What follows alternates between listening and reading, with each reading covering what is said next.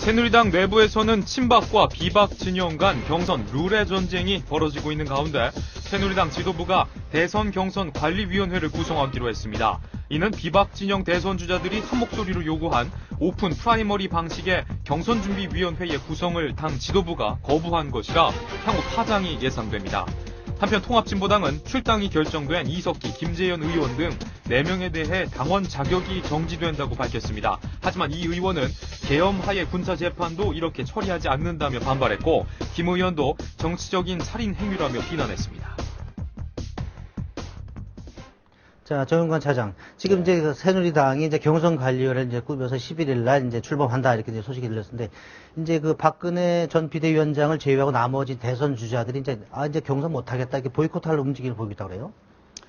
예, 그렇습니다. 어제 최고위원 회의에서 새누리당이 경선관리위원회를 구성하는 안을 의결을 했습니다. 위원장에 김수환 전 국회의장을 내정을 했고요.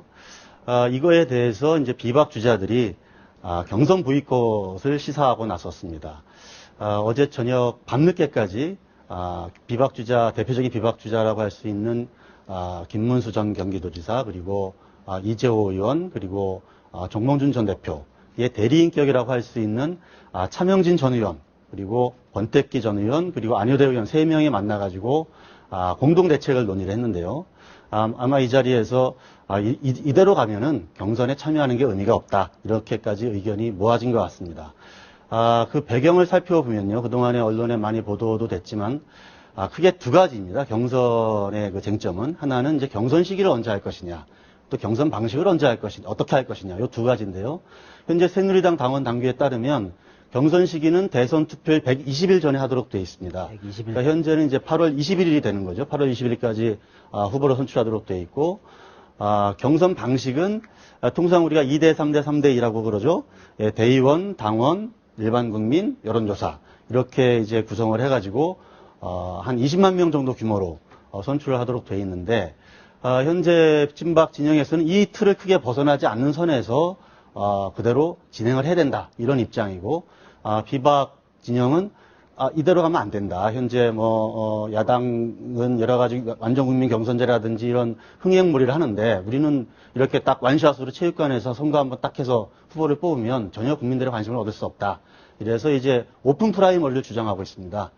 그런데 이제 어제 경선관리위를 구성을 하면서 친박 진영이 기존의 틀을 크게 바꾸지 않는 선에서 가겠다, 이런 방침을 보여줬기 때문에, 그러면 우리는 이거는 들러리 서는 거다, 아니면 그만둬라, 이렇게 양저택일을 요구하는 것 아니냐, 이렇게 지금 반발을 하고 있는 것입니다. 예. 지금까지 보면은 이제 여론조사라든가 이런 부분, 박근혜 전 비대위원장이 여론조사가 50% 이상 크게 나오고, 이제 지금 김문수, 이재호, 정몽준 후보 같은 이런 분들은 단자리대 이렇게 나와서 이제 비교가 안 되는데, 그렇죠. 그러면 이제 지금까지는 이제 박근혜 측에서는 이제 무시 전략으로 나왔었잖아요. 근데 지금 민주당 같은 경우도 이제 당 대표 경선을 하면서 이제 흥행에 성공을 하는데 한나라당은 굉장히 잠잠해요. 그러면서 그렇죠. 이런 식으로 가면 한나라당이 저는 주목을 받지 못한다. 그런 측면에서도 국민 완성 경선제가 어떤 형태로 좀 도입이 되는 거 아니야, 이런 좀 목소리도 있습니다. 그렇습니다. 그것도 사실은 친박 진영 내부의 고민이기도 합니다. 왜냐하면 이렇게 이제 경선 불참 시사도 하고 나오고, 자칫하면 이제 진짜로 경선 보이콧을 하고 나오면 말 그대로 박근혜 추대 이렇게 갈 수도 있거든요. 그렇게 되면 전혀 국민들의 어떤 관심을 끌 수가 없게 되고, 특히 시점이 좀 애매합니다. 8월 21일이면 사실은 그 직전에 런던 올림픽도 있거든요. 한 2주 정도. 예, 런던 올림픽이 진행이 되면 사실 사람들의 관심도 전부 스포츠 보죠. 예, 스포츠를 보게 되죠. 예, 그렇게 되기 때문에 전혀 새누리당 대선 후보 경선 과정이 주목을 못 끌 수도 있기 때문에, 사실은 박근혜 전 위원장 진영에서도 고대무혹이 사실은 걱정스럽고 고민스러운 대목입니다. 사실 지금까지는 이제 룰을 맞추느냐, 선수가 룰에 맞춰야 된다, 이런 발언을 하면서 이 부분에 대해서는 지금 생각을 안 했던 게 사실이잖아요. 근데 지금 이런 상황에서 앞으로 태도가 바뀌어서 박근혜 위원장 측에서도 이걸 받을 그런 가능성이 어떻게 좀 있다고 보시는 건가요? 현재 분위기로는 박근혜 전 위원장이 딱 한마디를 했습니다. 좀 전에 말씀하신 대로. 선수가 룰에 맞춰야지, 룰에 선수가 맞출 수는 없다. 예. 이렇게 돼 있는데, 그 한마디 한 이후로, 친박 진영은 사실은 현재 그 경선 룰을 크게 바꾸지 않겠다는 일관된 태도를 보이고 있고요. 사실은 이제 진박진영 사실은 고민입니다. 이제 6월 한 중순 지금 계속 대선 캠프 대선 선언 일정이 좀 늦춰지고 있거든요. 네. 그래서 6월 중순쯤에는 사실은 대선 캠프 경선 캠프를 좀 출범을 시켜야 되는데 지금 그러지 못하고 있는 상황 아닙니까?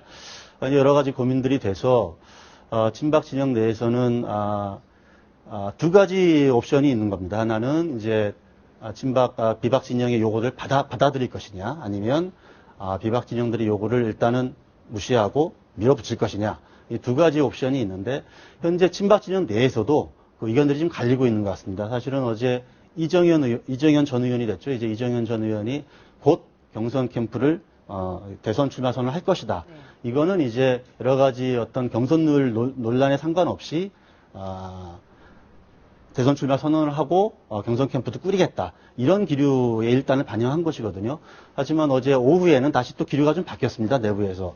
그렇게 되면 비박 주자들이 실제로 경선 불참을 선언을 하고 나오면 판이 깨질 수도 있다. 그래서 조금 이제 톤다운을 시키자. 뭐 이렇게 지금 돼 있는 상황입니다. 예. 혹시 그러면 이 극적으로 박근혜 전 비대위원장이 경선 요구라든가 이런 걸 좀 받아들일 가능성이 없나요?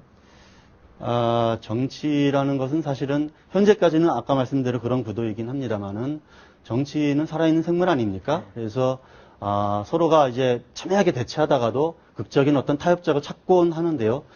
그것까지는 사실은 지금 예단하기는 쉽지 않습니다. 지금 현재 국면은 친박 진영과 비박 진영이 아주 팽팽하게 이제 맞서고 있는 상황이고, 친박 진영은 이런 정도의 어떤 대안을 내놓고 있습니다. 이제 기존 틀은 유지하되 현재는 이제 경선 선거인단 규모를 한 20만 명 정도 이렇게 돼 있는데 요거를 한 100만 명 정도로 늘리고, 그리고 전국 순회 경선을 하겠다. 그러면 사실상 오픈 프라이머리의 효과를 누릴 수 있는 것 아니냐. 이렇게 지금 이런 안을 가지고 지금 비박 진영을 좀 설득하고 있는 과정입니다. 네. 예. 야권으로 좀 가서 이야기를 해보면 요새 김두관 현 경남지사가 네. 지금 화제가 되고 있잖아요. 그래서 어떻게 보면 새누리당 내에서도 요새 경계령도 있다. 그리고 또 발언도 이제 박근혜 전 위원장을 겨냥한 발언들도 이제 내놓고 있는데 실제로 어떻습니까? 평가는. 설문조사도 오늘 아침에 실렸던데요. 예. 어제 이제 김두관 경남지사가 네. 국가전략연구소라는 무슨 토론에 네. 참여를 해가지고 박근혜 전 위원장도 비판을 했죠. 네. 박근혜 전 위원장이 갖고 있는 권력과 부는 대물림 된 것이다. 이렇게 좀 공격도 좀 했고요.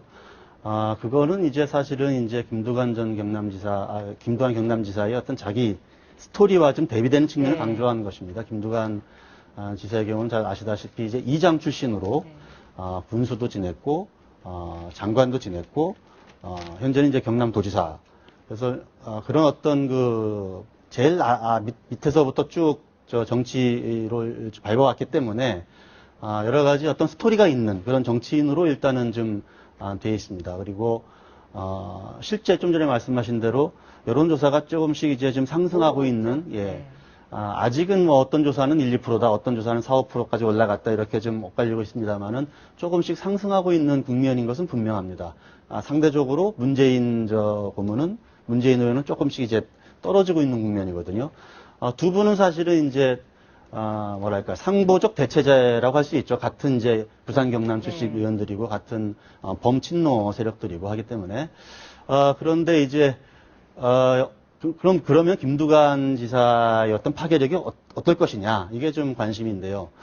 아마도 김두관 지사는 7월 중순쯤에 네. 아마 출마 선언을 좀 할 것으로 보이는데요. 본인도 7월 중순쯤에는 입장을 정리해서 발표하겠다 이렇게 이야기를 했고요. 아마 그 무렵이 되면 제가 판단하기에는 호남 지역에 있는 여러 가지 의원들도 상당히 지금 김두관 지사 쪽으로 좀 기울었다, 가 있다 이런 얘기도 좀 나오는데 아마 호남 지역을 중심으로 한번 김두관 지사를 한번 좀 여론을 띄워보는 그런 게 되지 않을까. 그렇게 되면 김두관 지사가 한 7, 8% 정도까지 아마 여론조사가 올라갈 수도 있을 겁니다. 올라가게 되면 그다음부터 이제 김두관 지사의 이제 역량이 되는 거죠. 그게 이제 충청 지역이라든지 수도권까지 쭉 바람을 연장을 시키면 그렇게 김두관 지사의 어떤 대세론이랄까 이런 것도 형성이 될 수도 있고, 그렇지 않고 그게 이제 중간에 멈춰지면 그러면 다시 또 이제 다른 또 대안을 또 민주당 쪽에서 찾으려고 하는 노력들이 나오지 않을까 이렇게 지금 생각이 됩니다. 현재 조사로는 사실은 이제 충청이라든지 수도권까지는 김두관 지사의 지지율이 오르지는 않고 있는 상황입니다. 예.